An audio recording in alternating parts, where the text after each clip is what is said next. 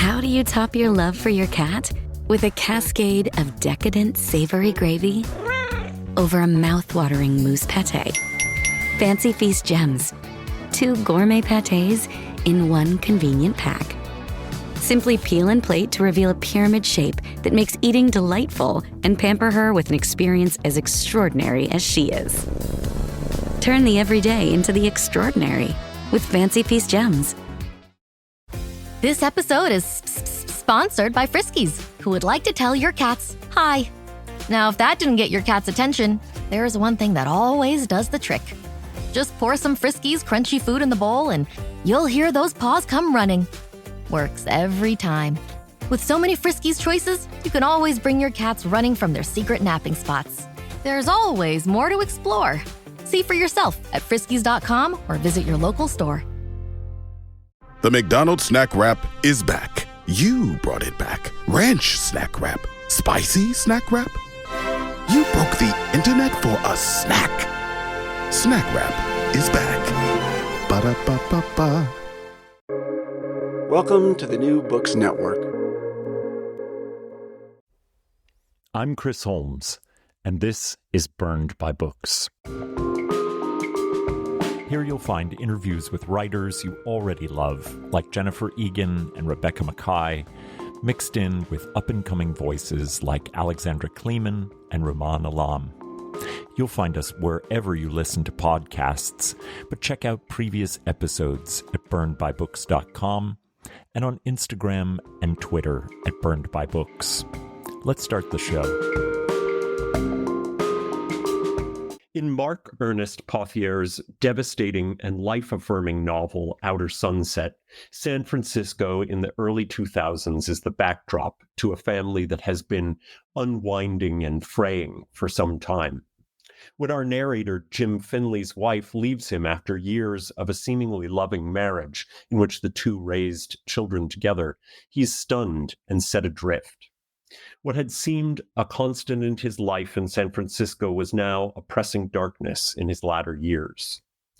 Jim begins seeing a friend of his daughter Dorothy's, but Jim's life is upended when Dorothy learns that she has an advanced form of pancreatic cancer, likely to end her life in months, if not sooner.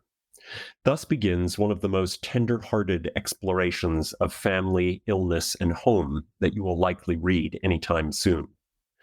Family in all of its forms and constructions, its messiness and discomfort is on display in Outer Sunset's lushly imagined world. The layered psychological portrait of a man in his last quarter life asks us to consider the judgments we impose on others, the constraints and limits we apply to our dreams and desires, and the necessity of giving up control to truly live and love fully in the despoiled and radiant now. There are few novels that have walked this far into the mouth of grief while preserving the humanity of their characters, and Outer Sunset was indeed a revelation to me. Mark's work has won a Nelson Algren Short Story Award, has been longlisted for the Pirate Sally Faulkner William Wisdom Prize, and has been published in the Chicago Tribune, LitHub, Santa Clara Review, Connotation Press, Kindle Singles, and elsewhere. Mark grew up in Western Massachusetts and New York's North Country, earned a BA from St. John's College in Annapolis, and moved to San Francisco in 1987, where he earned an MFA from San Francisco State. He worked nearly 30 years in nonprofit communications, including a wonderful spell with the California Council for the Humanities. He lives with his wife and kids in San Francisco. Welcome to the show, Mark.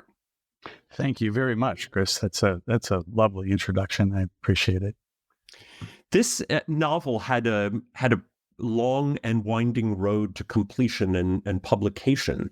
Could you outline for us a little bit of its genesis and how it evolved into the book that we have before us now? Absolutely.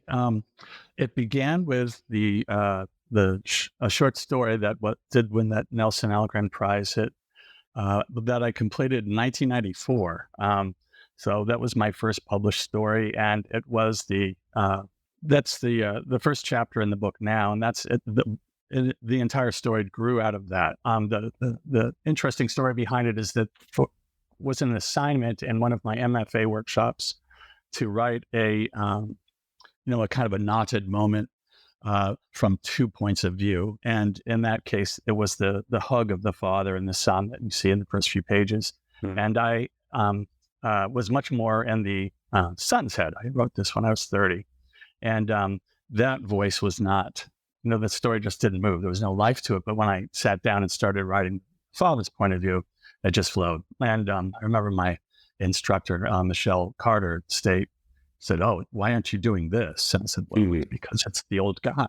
It's not. And but it turned out, 30 years later, I've lived through a lot of what I imagined that man had, and certainly my perspective changed from having had children of my own and raised them, and facing off with a lot of older people stuff, and that's why, it's not like I've been writing that novel for 30 years, but I certainly have been evolving into the perspective that I could, what Flannery O'Connor calls achieve fiction. It had to be, had to become art eventually. And so that's kind of how that grew. When I started it, I would say I wrote the rest of the book in about 4 years. And started that about 6 years ago. So did you have to go back to any moments in Jim's head and say, "Oh, this is sort of unrealistic for someone of this age," and that was just my young frame of reference? do you mean in terms of that original story? Yeah. No, I didn't. In fact, the story was was purchased by Dave Blum at Amazon for one of their first Kindle Singles when they had begun that program, I think 10 years ago or so. And they wanted to bring literary fiction into e-readers. And that's what they published that one. And it's very close to what you see now. I had to make a few changes to bring the children forward more and to bring out Carol and to actually leave a little more forward lane, because the story was very self-enclosed. As it was, but now, you can see that, the genesis, the seed of most of the story in the novel is there in that short story, that chapter. Outer Sunset is a novel of place, the far edge of San Francisco, the actual neighborhood, Outer Sunset, a once quiet and perhaps somewhat ignored neighborhood that I imagine now is quite far from that. Yes. The novel is in one way, a song of praise to a city that has changed perhaps more than any other in the United States. But Jim isn't blind to the problems. There's homelessness and drug use, but it is a place that is powerfully his home. How does San Francisco, at this very specific moment of time in the novel, make meaning for you here? Oh, boy. I could go on so much about our city. I've lived here since 87, so it's almost 35 years, certainly more of my life than not. And we don't live in the Outer Sunset. We live in the Outer Richmond now, but these are neighborhoods far to the west. And when I first came to the city, my wife and I moved to North Beach because we were going to be writers, and that was the cool thing to do and be there. But it was always foggier and colder out here. It was a little less, it seemed a little rougher. You could be a little seedy. I have many friends now who've grown up out here and told me, there's some of the places, especially the outer reaches of Golden Gate Park, and sometimes even the beach, Ocean Beach, could be a little dicey for kids and especially girls. But it's changed so much because of money.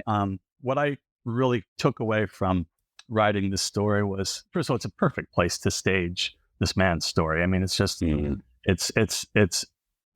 fact, the place gave me story quite often. There were things that happened that I just said, I'm not sure why, but let's put this in. We'll find out later. To write it at, it's the setting is 1999. It's just before Y2K, which people were actually anxious about, if you recall. Oh yeah. Something was going to happen. It was going to end everything. Down would go the financial system, and we'd all be, bartering for coffee beans or something. Exactly. And you're right about coffee beans too. So to see what life was like before we had these devices where you couldn't communicate with anyone quickly and you couldn't find out the weather. You couldn't know if it was going to be foggy if you hopped on a bus and took the 45-minute ride out to the west, that informed a lot it reminded me of how we used to communicate with each other and how much you relied on a phone call or a conversation or chance. But what's really, I think that there's so many narratives that are built around San Francisco, so many myths, so many, we brand ourselves so many. In fact, there's actually a branding war right now going on in the city with one group saying, we're this, where it all starts here. Someone else is saying, no, but we need to develop and bring back the silicon, the tech money, et cetera. There's a thousand different ways to go. But I think the real stressor has always been in San Francisco, aside from the fact that many things are flexible and have to be because we live on shaky ground, is money. Mm-hmm. It's just money comes into the city in such floods so suddenly.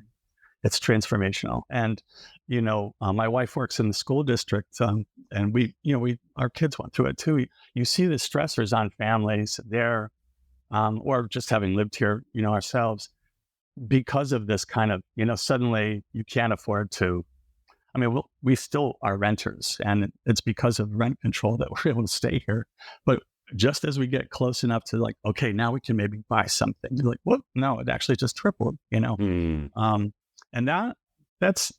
there's just so much to explore with how that affects people, everyday life, stability, relationships. When you have friends just moving out, far away all of a sudden, I've seen marriages hurt so badly over money.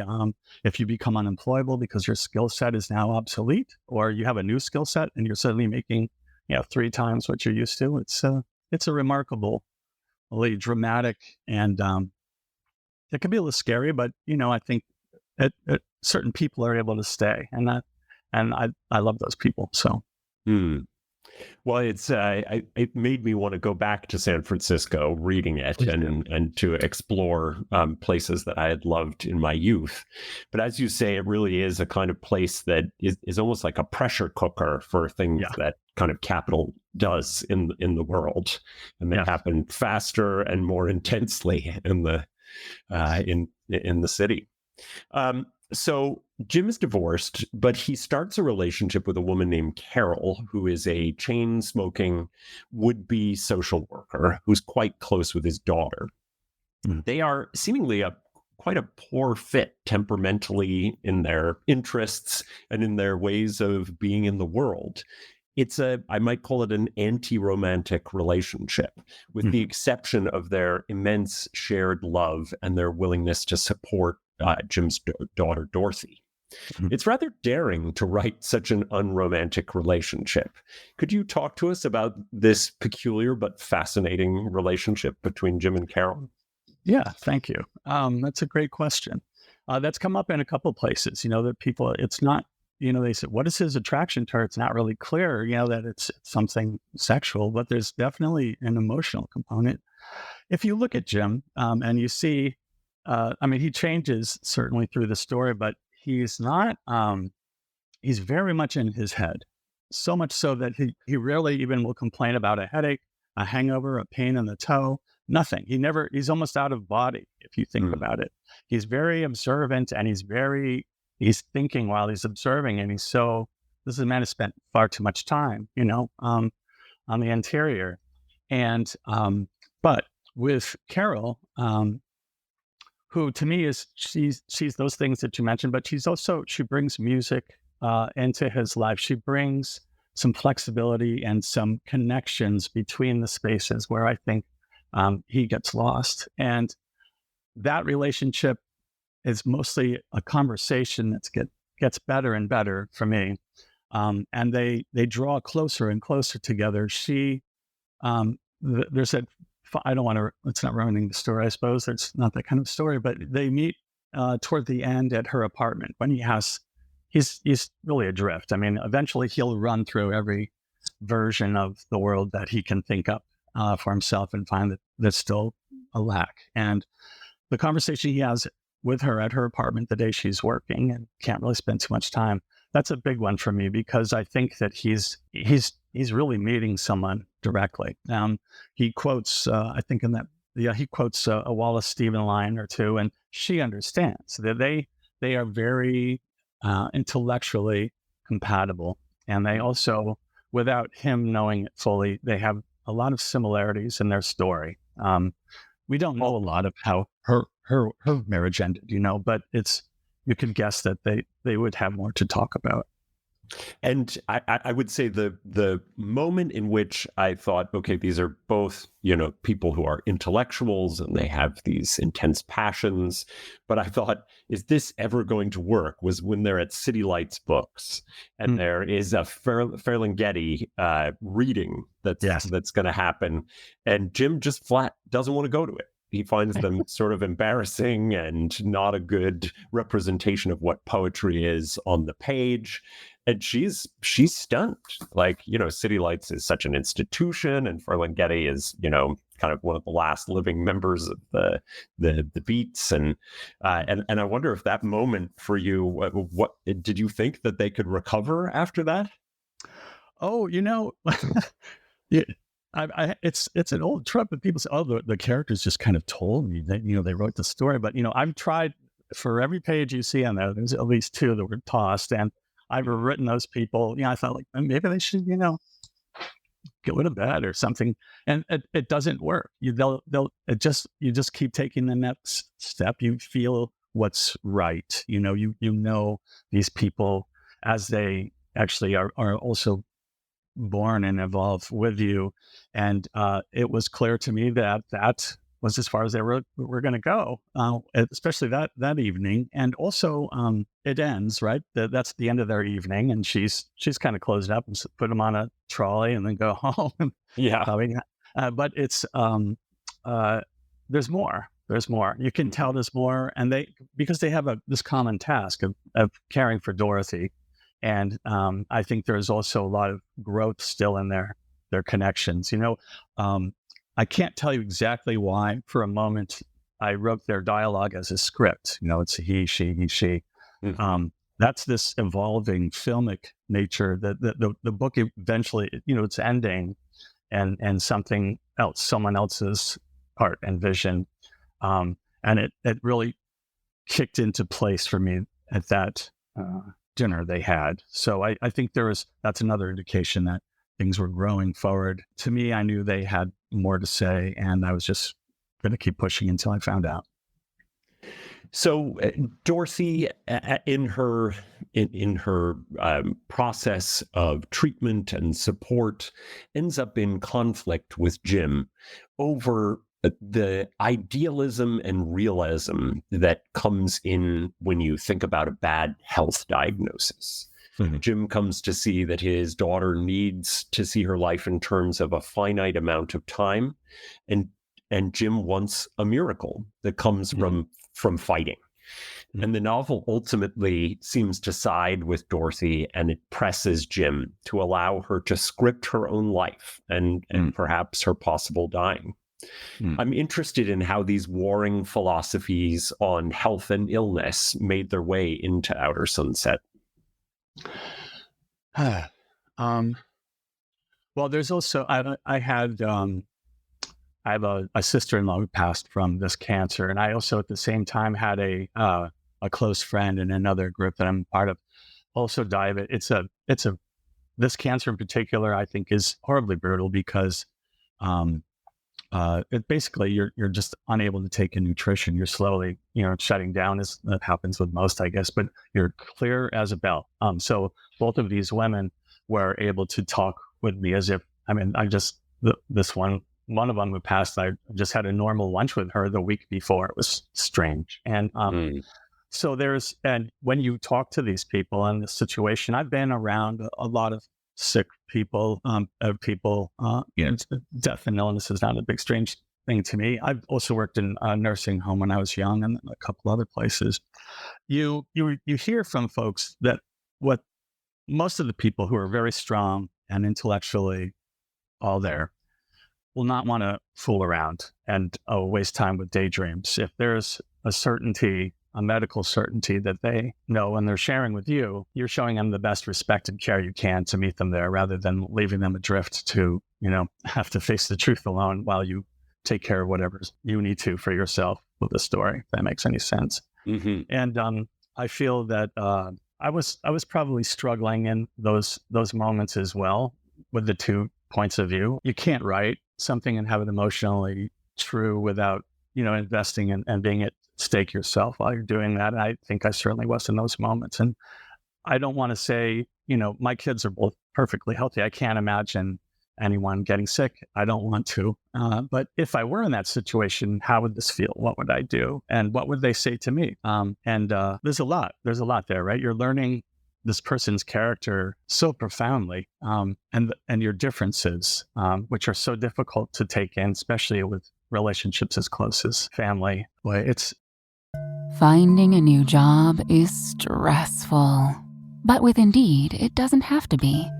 Just fill out your Indeed profile with your skills, experience, and desired salary. The more you fill out, the better your matches will be. And hearing from hiring managers will be 2 times more likely. Relax. That's your Indeed profile sending opportunities your way. Indeed, the world can work better. What does every USAA member have in common? Family. We're one big family who supports the military community and their eligible families. And if you, your parent, or spouse served, you could join our family and save big on auto insurance. Visit USAA.com/join today to check your eligibility. Membership eligibility and product restrictions apply and are subject to change. USAA means United Services Automobile Association and its affiliates, San Antonio, Texas. Yeah, and I have to say, it really did feel like it rang true. My children are healthy and well, but I was imagining myself in Jim's place and wondering the struggles that I would have and the things that would be really difficult for me. And I think I would have the same difficulties as Jim, quite frankly. Yeah. At the book launch, I was in conversation with a fellow writer named Rebecca Handler, and she has kids too, and we were talking about that. And it's funny, when they're little, you fear for the worst almost every day. I mean, you just need them to speak things in outlets, and playing with sharp knives and what. But when they're older, it's what could happen. And in the years that I was writing this, I saw what could happen. My sister-in-law's, I know her mother as well, and saw what she was living through. And it's something worth exploring. I think it's important to face truths, but not wallow. Hopefully I managed that. You certainly did. And I want to turn to one of my favorite characters in the novel. I think it's pronounced Zinnia? Xenia. Almost like a KS at the front of that. Okay, Xenia. And Xenia is Jim's son's Ukrainian girlfriend. She's a bit older than him. And very interestingly, she adheres to an Orthodox faith and ends up taking Jim to pray over a saint's sanctified body. And she prompts in Jim this question of whether religion or living in a religious way can be a powerful thing for the non-religious, which I thought was a really interesting question to have fall into this novel about how much we feel out of control when there's an illness or someone is dying. And I wondered if you could say a little bit about how that idea of religion lives in the novel. Well, with her, first of all, it's important I want to note that as she's Ukrainian, but this is Ukrainian at the turn of the century. So she's coming from a culture that had very, very limited exposure to the West, not even, television and pop music. It was a different world. I can't recommend enough a book by Svetlana Alexievich. It's called Secondhand Time. And it's almost first-person narrations throughout 700 pages of people's stories who've grown up in various places in Russia and Ukraine and other places. And just did she win the Nobel Prize? Is that? Yes, she did. She did. Okay. It's a fantastic book, and was recommended to me by a Russian friend. That perspective it just made me understand. You never know what's going to come I don't talk about Putin's war, for instance, with my Russian friends or Ukrainian friends, because there's still so many nuances that I'm never going to understand. I mean, to me, obviously what's going on is wrong, but then there's so many things that are both sides. And it's as freighted as the Israeli Gaza issue. So religion, she's a true believer in what I found with my friends. I myself, I joined the Orthodox Church of America, which is not an ethnic church. I was born Roman Catholic and then became an Eastern Catholic 20 years ago, which is this weird cusp. And yeah, I've never heard of it. Actually, Byzantine. I was a Russian Byzantine Catholic, if that makes sense. So, but we can do that elsewhere. It's too much story for here. But it's a different kind of faith where there's no, say, divorce between matter and spirit. This is huge for me. This is post-enlightenment. I see Senia saying something that she believes that's also something she feels and does. There's a purity of intention and execution. There's a real, true, it's a different sort of faith than I was raised with. There's no, you do this to get that ticket so you can go to heaven later kind of deal. It's about becoming a fully spiritual, bringing divinity right into life every day. And I found her a perfect foil to Jim because she's so embodied to me. I feel that she's very holistic about everything. And her frustration with him, it was hard for her to even mask, I mean, she's far more frustrated with him than she is any other part of American life, including the language. She's just very much in place. She's at home here, but he's a ninny in some ways. And so I don't even think she probably expected him to pray, but to bring him into that place, and that St. John of Shanghai really, his relics are there. He's real. He's called the Wonder Worker. People go and leave petitions, and some of them are granted.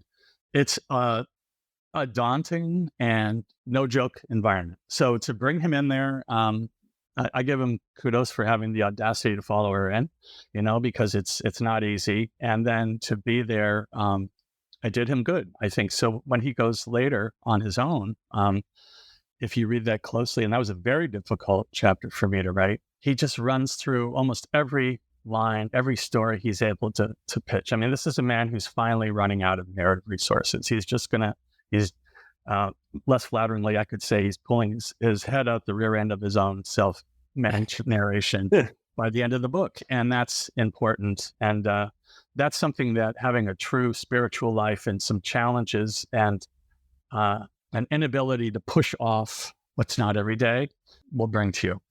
I want to think a second about Dorothy's filmmaking. Mm-hmm. When we first meet her, she's making a commercial, I think, for retirement investments. Is that right? Let's think of it as an HR film. HR film. Okay. Staff about retirement. Yeah. That Jim is sort of a somewhat unwitting star of. But once she has her diagnosis, Dorothy will begin making a film that ends up drawing in all of her family and their web of connections and a dog. It becomes the one thing that she feels she must finish should she only have 3 months to live. In the end, art and family are what remains for her. Why and how did art become so central to Dorothy's exploration of the end of her life? Well, so your earlier question, you're referring to her being, just very close to the truths of her medical condition, where Jim was more like, hoping for a miracle. And I don't think that with her movie, which isn't that exciting a movie in a way. I mean, it's not a Fellini film. So it's art is so essential. The older I get, the more important it is to me. I certainly, during COVID, we read like Castaways. I don't know what we would do without our library and the ability to stream films.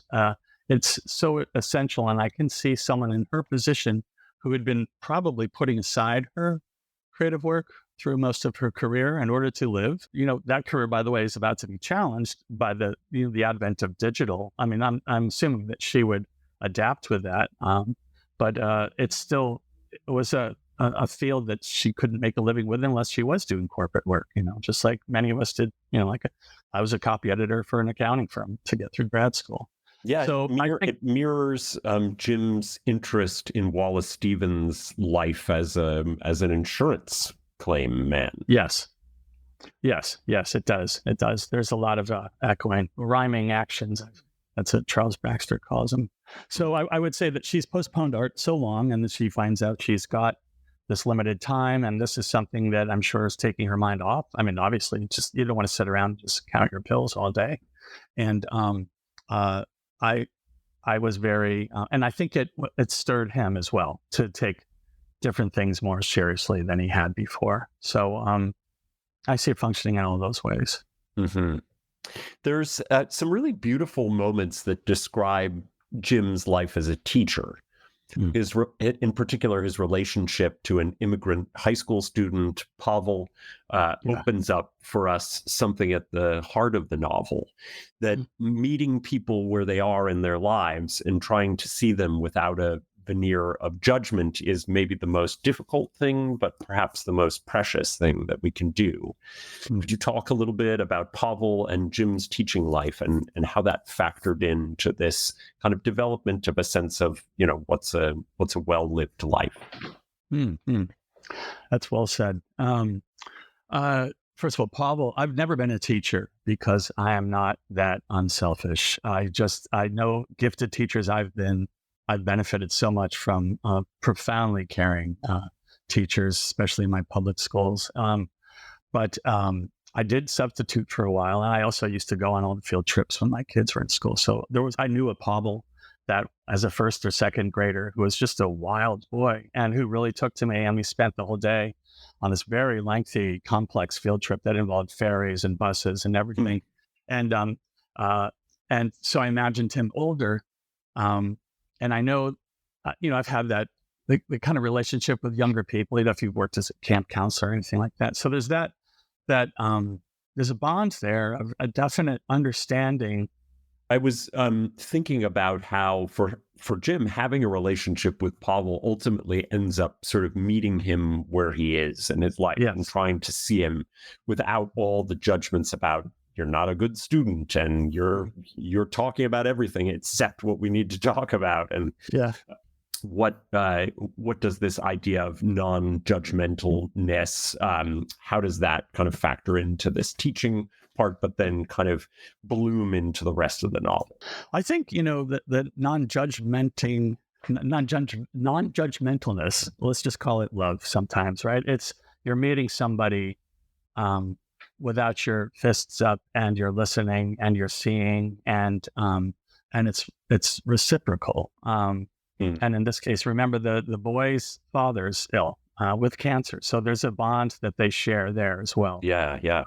But when I was writing the book, many times I thought, like, who wants to read this man's story? It began as a story that I didn't like the guy myself in some ways, and so how do you keep this open and moving? I want to understand him. I want to understand the changes that he's going through and what he needs to go through and how he's going to do this. And I think that whenever he gets surprised by people like Pavel, and they're the very, or Ksenia or Carol, it gets under his thinking. It gets under his stories that he's telling himself, and it gets him engaged without any barriers. This is if you piece together his childhood and all of the loss and suffering and even the instability of maybe his own physical condition and where he lives in San Francisco on this sandy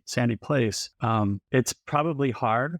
I thought it was hard for him to let down, but yet also easier than it would be, say, if it were me in a brick house in the middle of Ohio. It's just a different world, and so that's where that comes from. I think especially it's easier with kids. I think despite what he says about his teaching career and what a phony he felt like sometimes, I'm sure he was a good guy, he's a good teacher. Sounded like he was getting something across.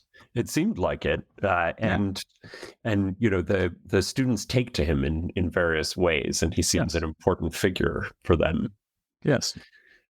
Before I let you go, I'd love to know a little bit about what you've been reading recently and whether you'd like to recommend some things for my listeners. Always. In fact, I knew that question would come up, so I had to write down some titles. I've been going through so many books. It's hard to remember sometimes, but I've got three that That's my favorite thing. So good. I will start with, I really enjoyed, none of these are super new. One is, I had not read much Joy Williams before, but I picked up, she's really something, huh? And I picked up Harrow because I'm something of an environmentalist, and it's been called cli-fi, climate fiction, and I'm not sure that that's going to last as a genre idea. I think that everything we're reading and writing right now is reflecting the collapses that we're seeing around us. And that's so what I loved about hers, it's a very, in a way, it's a difficult book to read and to talk about, but if you just look at the first 3 pages, it's just this introductory paragraph or chapter, and it ends with a line that just choked me up. It just caught me, and it's almost surreal, the book, but there's something very potent going on here, and it has to do with her strong wit and amazing ability to just cast a spirit over a moment. It's just, I think it's a great book, and I'm planning to reread it so I can talk better about it in the next year. I haven't read it, but it was certainly on my list. Did it come out 2 years ago or last year? I think it's a 2020. Let's say 2020. Oh gosh, the compression of time. It's one of those. It's probably done 2021. There you go. 2021. Okay. But people are either finishing things during COVID or getting them out during COVID, and you don't quite get there until it's in your face. But I have a 3 recommendation rule in my house that usually 3 friends will get, by the time I've got that 3rd recommendation, I'll read. And that was one.